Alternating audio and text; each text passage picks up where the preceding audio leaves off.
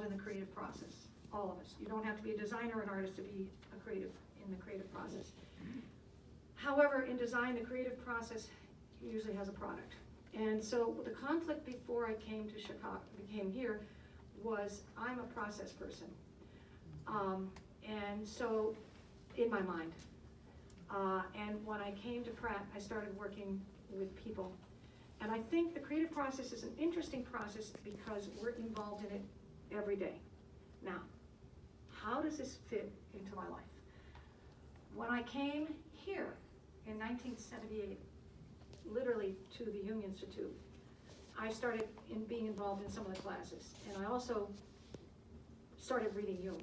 And as a matter of fact, I read all the collected works, and I had a conflict, and the conflict was, as a designer, I felt, now please, a lot of you raised your hand, that a lot of designers design for the product. They don't design for the depth of the product, especially corporate identity, especially branding. So they're designing for, you know, the product. It looks like the product, and we're selling, we gotta sell the product. You've gotta have an audience.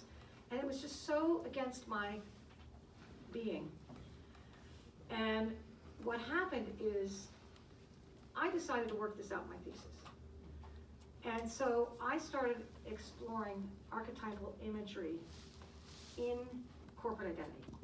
Knowing that when someone was designing a logo, they were not necessarily looking into the deep, deep roots, the archaic roots of a symbol. And it was called a symbol or a mark or a corporate mark. And frankly, I was very frustrated because if you look at what's happened with marketing and what's happened with the visual world, is that a lot of it's still, a lot of designers are not doing the design they used to do. They're doing web design, websites, and design is just a whole different thing.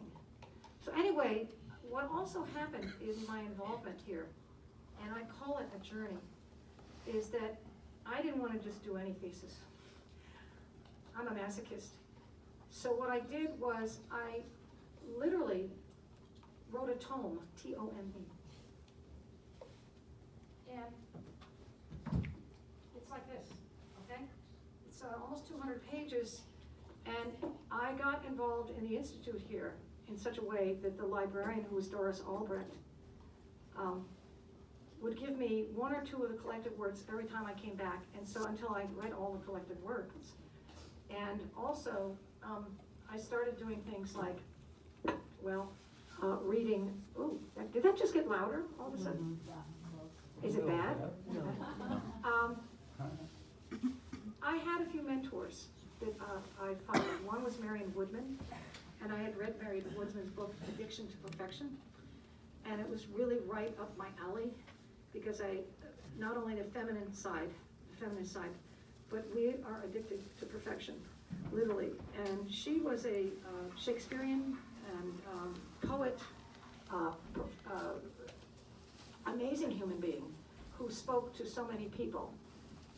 So much so that I ended up in Zurich at Kusnacht, where the Jung Institute is, and did a 3-week workshop with 30 therapists with her. Not only that, I was in the process of working out this thesis, and I brought a copy of it to Zurich.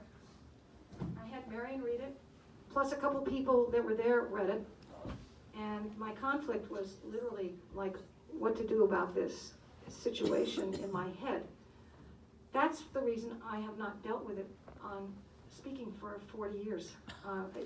What has happened since 1985, when this was published, is that the library bound it, which was wonderful, and it could be taken out. I'm not doing a sell job at all. This is not a sell job for you to go look at it. But I also was teaching at Pratt, and I had finished my second degree. I had the art therapy degree, and I got the design degree. And they asked me to teach a psychology of visual perception course, as long, for me, as I could put Jung in there.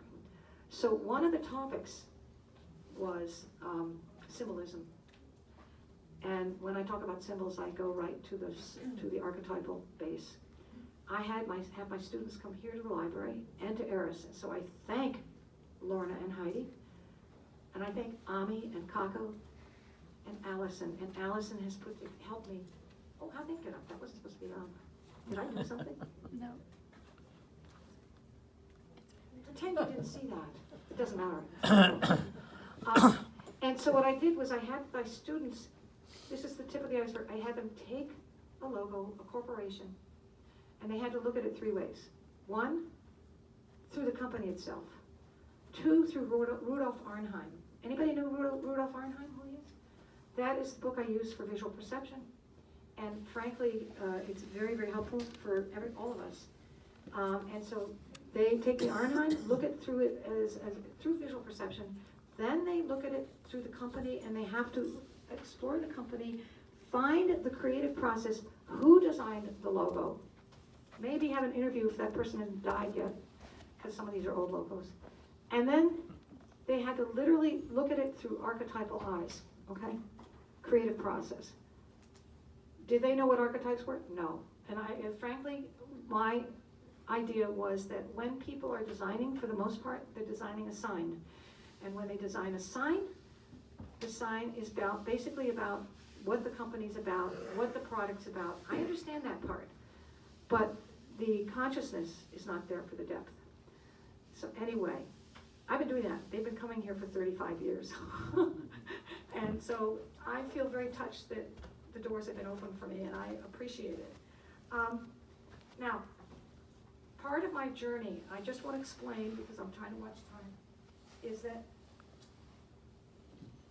this thesis grew, and there's like four parts to it. And what I did was the first part literally is 55 pages long. It's about an overview, literally, of expression, creative impulse in relationship to the concepts of time, space, and consciousness, okay? So, does that sound good? Yeah. So I literally, now I have to say, the advisor I had at Pratt was the head of the design department. His name was Eitan Manassi. He was very well-known designer for Pentagram. If you are a designer, you would know Pentagram. And he, yeah, is that a handout that you know it? I don't know, that's David, I don't care, you just, but anyway, the point is, Pentagram is a top design firm, and Eitan was reading my proposals and he said to me, and this was just made it feel that was right, he says, I want to share something with you. I've had an archetypal experience in my life. Now, most designers don't have archetypal experiences unless they've started reading and started dealing with either dreams or images or symbols, and so I went, wow. That was an affirmation. Anyway, so what I'm going to talk about, not only Jung, and what I have is the Mysterium Communitalis here, and archetypes, but I'm also going to talk about Jean Gebser.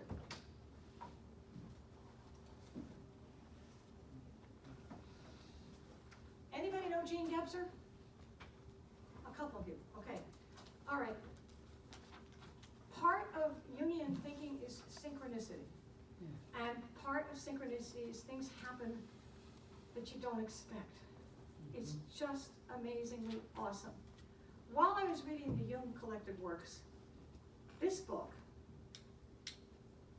called Jean Gebser, Gebser, The Ever-Present Origin, was sitting in the library, I guess. I guess that's where it was. Maybe it was even this book. Only one copy. Only one translation from German. There was only one English translation of this book in this building. So I picked it up and I went, oh, that looks easy to read. And it's pure type. And I started reading it. So I read that and I read Jung at the same time. And what happened synchronistically is Gebser talks about consciousness and unconsciousness, but he talks about it in a timeless way, back to archaic imagery, to the here and now. What he does, I'm just going to show this to you, is that now there's a Gebser group. The Jungians are involved in Gebser, at least in Monterey, California, which I found out not too long ago. There's a unit out there of people, and he created this incredible, like, graph, okay? And what he did was he took each age and stage in prehistory, we're talking about archaic history, to here and now, which would have been 40 years ago now, because this was written at that time. And what happened to me is, because for me, an archetype, if you define an archetype for me is timeless, universal, and cross-cultural, okay? And so when you talk about an archetype, you also, for me, talk about it in dimensions. It's not flat, it's three-dimensional. So when I was, and also the other way you talk about archetypes, I'm not gonna draw a picture, is in terms of polarities. So an archetype has the opposites. And with the opposites happening, you have it crossing the continuum from one side of the archetype to the other, to the positive, the negative, the dark, the light, whatever. And you also have in the Mysterium Conjunctionis, which is Collected Works number 14, the tension of the opposites, okay? Now, for me, that is why the archetypal construct becomes very important for us. Whether you're conscious or not, we're involved in it. It's part of our life being, and that's why the logos and the corporate identity, the branding now we call it, is you see it every day, whether you like it or not. But if you know something about symbols and archetypes, you will perceive that each identity has its own character, its own persona, and its own shadow, okay? The thing is, you could talk about any company, you could talk about any organization, including this one. There's a lot of tension of the opposites in this building because there are a lot of individuals and they're like at different organizations on different floors, and there's communication going back and forth. And think about your work and site, think about your family. The archetypal energies are always ever present. What was so fascinating about Gebser in the ever-present origin is in each stage, which he's talking about consciousness, time, and space, is that he's dealing with what it was during each of those times. I mean, it was just amazing for me. It was like, wow, this is my paper. But I added 2 sections to his. I added the impulse to create. The impulse to create, and one more, which I'm blanking on, but it has to do with something he did not deal with in that book. The impulse to create is an interesting phenomenon. Is a why was there a mark made on the earth? Why was it a dot? Why was it a line? Why was it vertical? Why was it horizontal? Okay, so because I have to talk quickly and I'm looking at the time, the first symbols, which we may call archetypal, were about what? You could say communication, but they were, the impulse to create had to do with survival, had to do with procreation, and fertility. Okay, so here's what's interesting, which I'm not going to go into, is if you look at every logo that is a geometric form, I mean, we could talk about, I'm not talking about logo types, I'm literally talking about symbol forms. Symbols that become marked, that become the identity, that become the brand, that become your car, that become your bank, you know, that become, you know, whatever you use, you know, shoe-wise, bank-wise, school-wise, whatever, is a sexual fertility symbol. It's all sexual. It's all about sex. Now, I didn't tell my students this when I said, you know, and none of you are going to say that, oh, that's baloney, but it's true. If you look at the origin of the images, the archaic images, what were they trying to do? The hunters and gatherers trying to find food.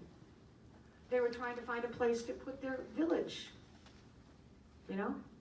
You could go down in every time frame. This is what was so interesting. And also, the whole continuum of consciousness is there. That's one side, is that in the archaic time, there was no consciousness. It was called pre-consciousness, if anything, because there was no language written. There was certainly not a written language. And the oral language was rough too. So the communication came through some of the marks that were on the ground. Okay, you knew where the kill was. You knew where the two bones crossed. Literally, the first bones that crossed were on the ground. The origin of the cross we know today was literally a survival mark. And actually, if you look at maps and marks on maps today, that mark literally is telling you where your town is or where the cross section is. It's intersection. Isn't it interesting? It's an intersection of a vertical and a horizontal. I'll just give you this one quickie because it's 10 of, is that the vertical line that you would see in the ground, okay, let's say you're in Africa somewhere, okay, a vertical line, a horizontal line, then earth. It means horizon. It is flat. The perception of the earth was flat. And when you saw that line, or you saw the horizon, the earth ended. So, straight line. The opposite line that you might see was a vertical. And the vertical literally was heaven. It also was mystery. It was also the numinous. It was also what we see in Jungian psychology, the magic of the unknown, because it was unknown. Earth, heaven went up, the cosmos went up infinitely and down. Okay? So one of the first images that you saw, I can't call it an image, but mark, was a vertical and a horizontal crossing. Now what was that? Not only was an intersection to four directions, but was the intersection of the heaven and the earth. So later, you get into the, beyond that, into, let's say, early Christianity, okay? Christianity. Even before that, the symbol of the cross, literally, a lot of you may go to church. Go to church, what do? They make the sign of the cross, heaven and earth. It's literally from a pre-verbal state, literally from a mark in the ground, literally having to do with survival. Okay? So that part's interesting. Now, what I want to do, because I'm looking at the time, is after I explored visually what visual perception of reality, consciousness, and time in those 55 pages, I'm nuts. I decided to take the same stages and explore the symbolic communication in each of those stages. So literally, in the second chapter, I go through the symbolic, what was the symbol language? What was the symbolic, what we would call symbol, might be in the archaic time, pre-symbol, but it was still a mark on the ground and still was a communication through time, okay? So then, the next part of that, literally, after I do visual expression through symbolism, I then do part 2, chapter 2, deeper levels of symbol, literally is another whole section on, literally, on the construct of archetypes and logos. It's really where my paper was going to be stopped. I was just going to explore the fact that the creative process, when people create an idea, they're not really going into depth. They're creating the product. And you know these days the difference between a sign and a symbol. A sign tells you to eat at McDonald's. If you look at the McDonald's logo, it's a sign. When you see the McDonald's logo, sometimes, even I've mentioned it, you start to salivate. Is that true? You get hungry for the French fries? I mean, really, when you see a sign, someone's driving a Mercedes, you go, oh wow, they're driving a Mercedes. What do you see? You will see a circle and a three-pointed star. Okay? You don't think what the star means. You think Mercedes. You think expensive, classic, German, perfect. This is what your head goes at, right? I could do that in this room and show you, which I will show you. Think about what the identity is throwing at you every day. Not just online, not just in advertising, but on your clothes. How many people are wearing Nikes? Nobody. Nobody's wearing Nikes. No, but it's really amazing. So anybody else wearing a brand name on their feet? Yes. What are you wearing? August. Adidas. Oh, excuse them. Wow. Adidas. Anybody wearing Pumas? Are you saying Adidas or Adidas? You sure? Adidas. Adidas. Now that's an interesting logo because Adidas has two logos. It has the one with the three-pointed leaf and then has the bars across. Okay? So how many of you have a Toyota? I did. You did. I loved it. Okay. All right. Anybody have a Subaru? Okay. Whoa, a couple more. All right. How many don't have cars at all? Should ask that first. However, when you take Uber, what are you riding? How many have you been in a Tesla? You been in a Tesla? No. Tesla. You know what the logo looks like in a Tesla? Okay. Well, I'm not going to show it to you because I don't have it. Sometimes, well, they're actually, Uber has just claimed Tesla to use Tesla for their cars. Okay. So if you think about that, the symbol, how many people fly airplanes here? Okay, anybody fly Delta? You know what the logo is? Okay, how many have an Apple computer? Okay, you know what the logo is? Okay, think about that. It's got a bite out of it. Adam and Eve. Adam and Eve. Steve Jobs had a lot of trouble. Think about the identity of that company. It is going through identity issues all the time. So what we could talk about identity in this realm as shadow. Okay? So that you've got in design these days, design is changed. Yeah, you might have a brand, but also what's going on is data and strategy stuff going on. It's not as visual. Think about the visual world. Vision is in your brain, and vision is in your psyche, and vision is in your memory. Okay? You walk into this room and you see someone you know. It's through your vision and something that you have brought into your memory zone. Okay? Okay. Jung, memories, dreams, and reflections. What do you think Jung was about? Memories, dreams, and reflections. What do you think those dreams are about? Memories, dreams, and reflections. You could be Freudian and deal with your id and your libido, but guess what? It's still about memories. It's about your past, your present, and your future. And it's really, really amazing because are we in control of that vision? Okay? Now, I'm not going to talk about politics, but guess what? Politics, if you think about the images that are projected into your psyche every day, politically, okay? Through religion. The symbol of the cross, the symbol of the Star of David, the symbols that we take through the different cultures are symbols, but they are archetypally based, okay? If you understand the archetype as a tension of the opposites, and understand it's a struggle to create the synthesis, to bring the synthesis of the tension, to bring it into the wholeness. And think about your own self. Okay, period. I'm going to stop there for a moment.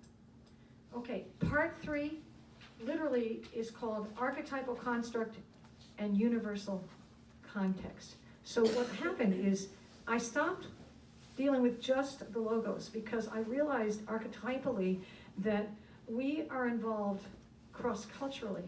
And at that time, when I created that paper, that 200-page paper, it literally was about global communication around the globe. And so therefore, it was archetypal and universal, okay? And so I deal with that. And the last part is part 4, is called Resolutions for Survival.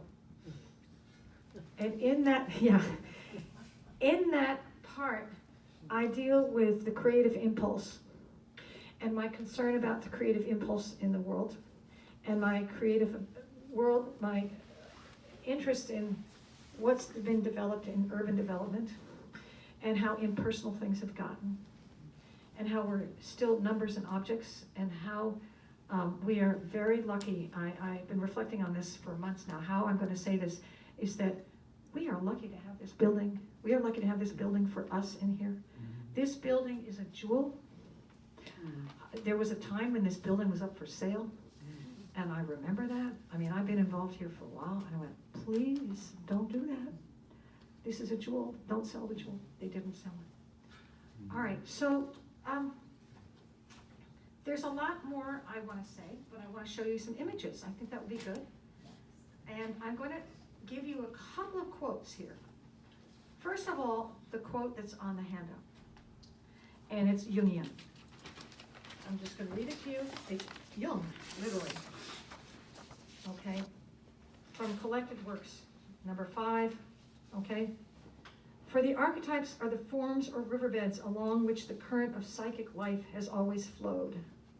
That's a very famous quote. I used it in my paper. And what's interesting about that, if any of you are in love with nature or kayaking, or go down rivers or on the water is definitely an archetypal life force for us, if you think about that, is that psychic life has always flowed over the riverbeds, and the riverbeds are actually where the archetypes lie. And what happens with our use and our going along those rivers is that we create the flow. We are influenced by that flow, okay? The other is a Gebser quote. The Ever-Present Origin, page 542. The phenomenon of releasing origin is spiritual, and with each consciousness, it becomes more realizable. Each consciousness, it becomes more realizable. Okay, so that gets us to the Mysterium Conjunctionis. Literally, what are we trying to do is know ourselves. So if you think of your center as yourself, and you think of part of yourself is consciousness and unconsciousness, the consciousness is a tiny spot, and the unconsciousness is the rest. And so what's interesting about Gebser is he looks at these stages in different levels of consciousness, because, hello, we get to the Renaissance, we get to Da Vinci, and we get to the Vitruvian Man and the Philosopher's Stone. And we get to geometry, and we get to science. And what happens when we get to geometry and science? We get to what? The 3 major forms that are marks on the ground: the circle, the square, and the triangle.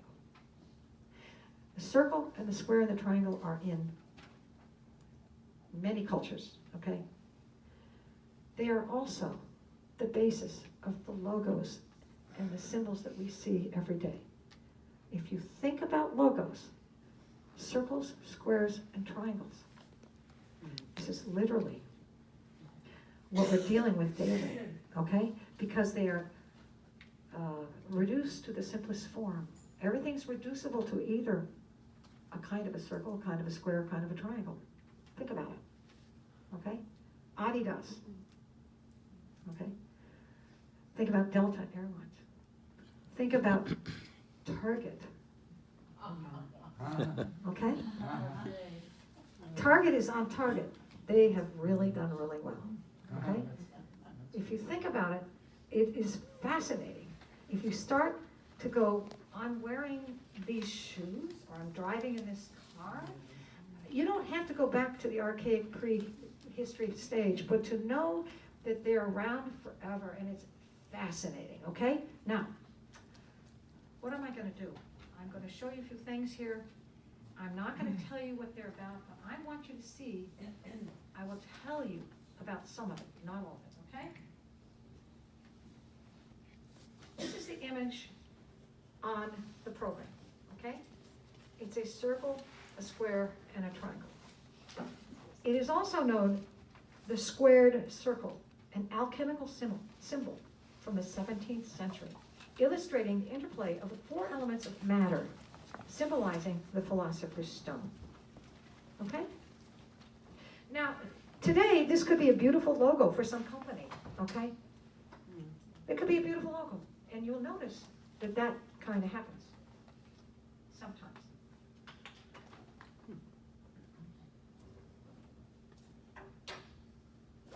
Okay, I'm going to move on.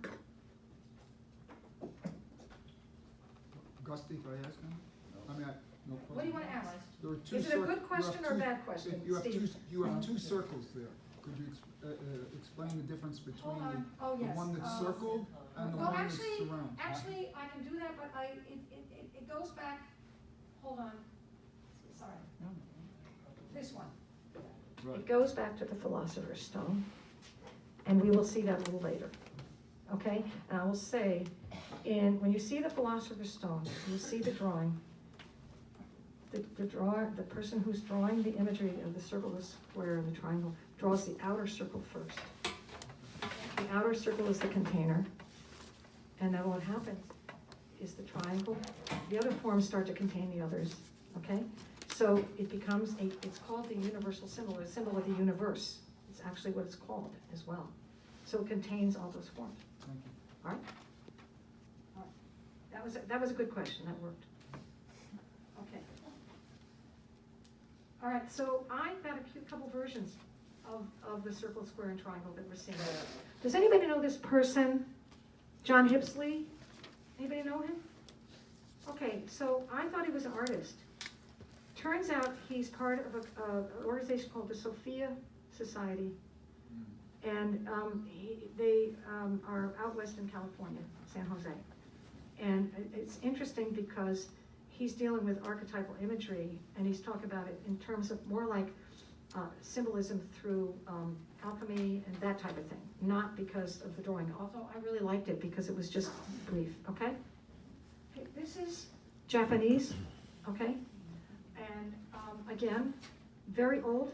You see these and look very contemporary, right? Wouldn't you say look the last one was 2018, that was contemporary. This is old, and I don't know what the mark means. I don't know if any know, but the mark is obviously representative of the artist, okay? All right, yes? How about the arrangement of the shapes? The regiment of the shapes? Arrangement of the shapes. Arrangement, okay. Does that mean I don't think so, because I've seen it cross-culturally in different places. I always think of circle, square, and triangle. That's how I say it. But, okay, I will say the other thing, there is probably some reasoning. You'll see that they change.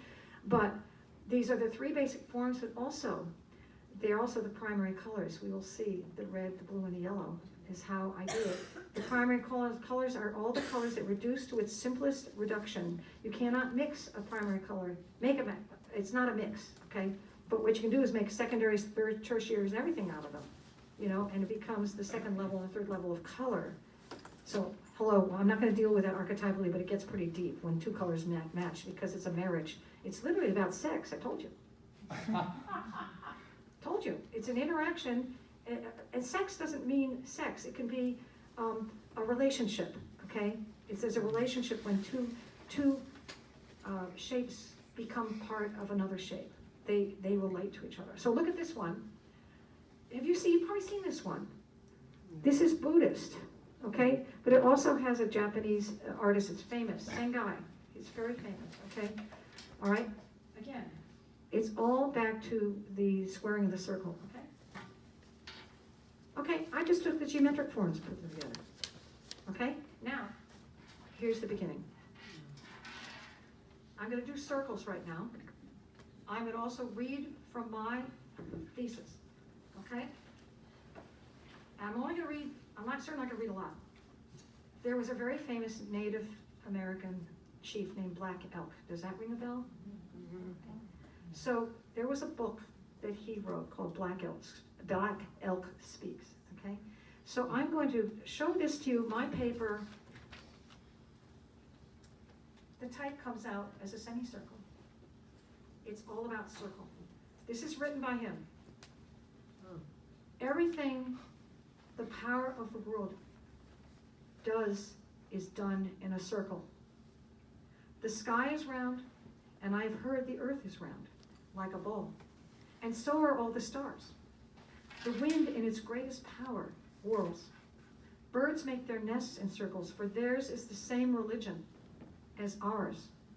The sun comes forth and goes down again in a circle. The moon does the same, and both are round. Even the seasons form a great circle in their changing, and always come back again to where they were.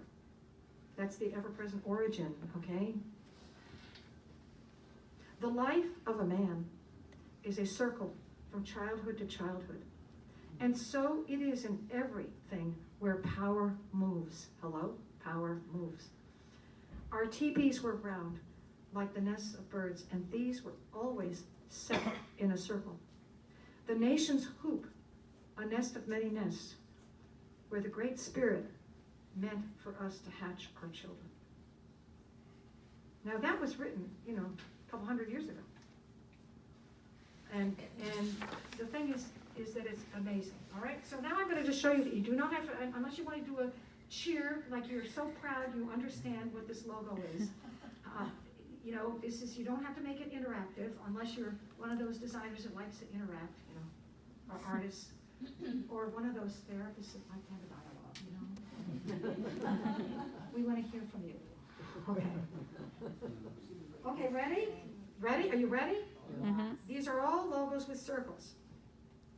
Mm-hmm. That goes way back. It's a petroglyph in the Southwest.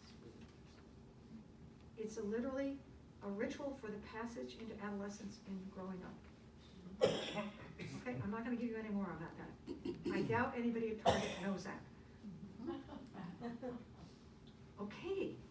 Do you guys drink this stuff? Occasionally. Do you realize it's a drink when you're looking at that? Look at that symbol. It's a symbol. Of course, it's not just Diet Pepsi. It's Pepsi. And let me tell you, you take it for granted, okay? You see it on your, in advertising. You see it on the bottle you have, okay? All right. That's a very fat man with a big belly. You see him?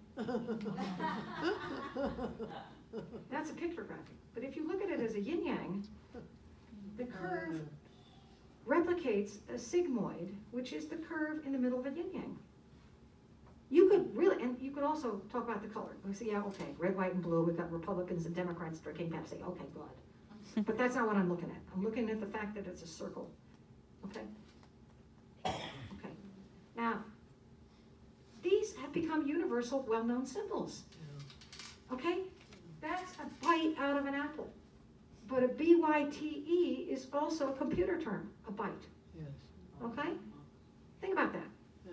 You think that was a conscious decision? Hello? Mm-hmm. Do you think, okay, so if you look literally at this Apple logo, as I said, the identity has gone through so much, okay? It used to have rainbow colors, Remember the rainbow colors? Now you can get a pink laptop if you want, And the apple shines through, okay? The apple is literally the loss of knowledge, right? The gaining of knowledge. Loss of innocence, sorry, got the wrong word. The loss of innocence, all right? Hello? And if you start thinking about the personalities that run the organization, there's another thing you can go with. It's amazing. You can start to really get off on it. Anybody have one of these? You know what it is? Mm-hmm. Mercedes. Okay, so you see a three-pointed star? I guess I'm gonna have to keep going fast. Three-pointed star, okay? Okay, a star has a lot of symbolism as a cosmic, eternal symbol, archetypal. A star is lit eternally unless it dies, okay? Passes out.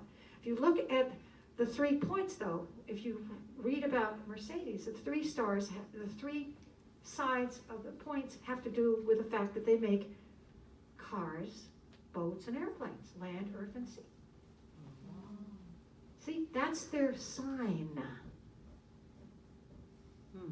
What's that? Huh? Wrong. Chrome. Chrome Google. Right. You use that? Yes. Mm-hmm. Circles. Look at the colors. Yeah. Okay? All right. Can you just do that one? You want that one again? Just go to your computer. It's not that big. Green is a secondary. That's right. So Very good. say more about Green is say more about it, the fact that it's secondary? the colors. Okay, so you've got your primary red, you've got your primary blue, you've got your primary yellow, and the green is very often thought as a fourth primary. In some cultures it is, in Africa. It is about nature, you know? Green has become a very popular color. But notice it's a circle within a circle and it rotates, okay? So there's a moving, we won't get more into that, but it's pretty interesting. All right, so this next one is the triangle, okay? I'm not gonna, as I said, do big definitions of it, but it's really interesting. What happened to the triangle? Okay. Okay, triangles have three sides, right?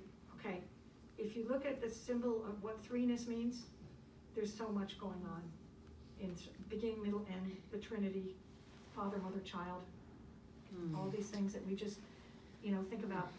And also you look at the triangle as a pyramid, it's a power symbol. It's got hierarchy to it, okay? The vertical triangle is a masculine. Masculine, yeah, is that a question? No, I'm just adding atomic structure. Absolutely. Atomic structure, it also is a symbol of change. It also is the earth, the symbol of fire. All these symbols, the circle, the square, and triangle, have to do with the elements too, okay? In India, in Native American culture, you know, they're there. Okay, so the triangle, I'm just gonna read this, look at that. Perhaps the most dynamic of basic geometric graphic symbols is the triangle. Graphically, its stability established by its ground line, okay, is offset by the dynamic tension visually created by its equilateral and equal angular diagonals, okay? So it needs all three to be whole, but it's the most dynamic and contains tension, okay? The unit which is created extremely stable because each point is dependent on the others to keep the whole together. How does that sound in life, huh? The transcendent function, you've got duality, and then you've got the transcendent function which brings the dual together, unifies the union of the opposites, brings them together, and keeps it whole. We need tension to live. I won't go more on it. There is a latent strength on all sides, okay? I will read one more sentence. The triangle is the archaic symbol of fire, indicating spiritual energy. Flames in the essence rise and transcend. Thus, the symbol represents the abstract thought of aspiration, manifested in upward movement toward a higher unity. Also, the symbol of wisdom. The triangle represents ascending forces of a rise to internal or cerebral realms. Graphically, these concepts are illustrated with the apex of the triangle at the top, leaning and thrusting upwardly. So guess what? The triangle as an active symbol is also the symbol of the masculine. That triangle. If it's upside down, it's the feminine. It's a container. Okay? It's a feminine container that's holding its own. Holding Pretty what? profound. Holding its own. It holds its own in its form. And anyway, do you understand what I'm saying? He's looking question. Okay. That was a yes, that was a thumbs up, okay. There's delta. Now what's, yes, you have a question? Yeah. ma'am? Does the archetype only apply to the equilateral triangle? Oh, no. No. I'm giving you the basic forms. Any form that goes toward it, like for example, believe me, want another lecture? The oval goes towards circular, right? What's the oval mean? Anybody know? Egg. Fertility, you can say fertility anytime. Egg. Ami knows. The oval is the cosmic egg. You got it. It is the cosmic egg. Look at an egg form. Fertility. Potential. It's literally about the potential of birth. That egg. Okay? The triangle. Good question. Okay? We also, if you look at the delta, I'm just going to say, look at their advertising sometime. They love that triangle. And they put it as it's coming into the frame like it's going to be an airplane crash, I swear. Just look at the advertising. I will not show it to you, but, you know, I bring it out to my students. I say, check this out. They have put this red triangle in a black and white photograph, diving into the sea gonna go through the window. I don't fly there anymore. Okay, next one. Ooh, it's not moving. It stopped. Uh-oh. Did I push something?